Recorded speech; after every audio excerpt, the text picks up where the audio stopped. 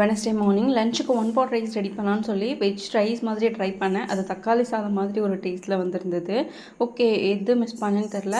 Husband cook பண்ணாங்க அப்படின்னா தக்காளி சாதமே வந்துட்டு பிரியாணி மாதிரி வரும். Maybe one or two ingredients வந்து அவங்க கொஞ்சம் பார்த்து யூஸ் பண்ணுவாங்க. பட் எனக்கு அதெல்லாம் தெரியல. என்னென்ன வந்து ப்ரொசீஜரோ அதை ஃபாலோ பண்ணி ரெடி பண்ணேன். பட் எனக்கு வந்துட்டு அது தக்காளி சாதம் மாதிரி ஒரு டேஸ்ட்டில் தான் வந்துருந்தது. ஸ்பைசஸ் போட்டு வச்சுருக்கேன். இந்த கிளாஸ் ஜார்ஸ் வந்துட்டு செட் ஆஃப் 6 நான் ஃப்ளிப்கார்ட்டில் பர்ச்சேஸ் பண்ணேன். எனக்கு ரொம்ப யூஸ்ஃபுல்லாக இருக்குது. அதிலே மேபி இந்த மாதிரி நான்வெஜ்க்கு யூஸ் பண்ணுற ஸ்பைசஸ் போட்டு வைக்கிறதுக்கு. அதில் 2 ஹோல்ஸ் இருக்குது. ஒன்று வந்து மூடி ஓப்பன் பண்ணி கொஞ்சம் நிறைய பார்ட்ஸ் வந்துட்டு வரும். இன்னொன்று வந்து அந்த ஹோல்ஸ் இருக்க மாதிரி இதில் வந்து கண்டிப்பாக நம்ம யூஸ் பண்ண முடியாது. அன்றைக்கி பீட்ரூட் இருந்தது. ஸோ அதிலே வந்துட்டு பொரியல் மாதிரி ரெடி பண்ணிக்கலாம். சப்பாத்தி மார்னிங்க்கு. ஸோ சப்பாத்தி பீட்ரூட் தொட்டு வந்து சாப்பிட்டோன்னாலும் எனக்கு ரொம்பவே பிடிக்கும். ஸோ மார்னிங் அண்ட் பிரேக்ஃபாஸ்ட்டுக்கும் லஞ்சுக்கும் சேர்த்தே வந்துட்டு பீட்ரூட் பொரியல் ரெடி பண்ணிட்டேன்.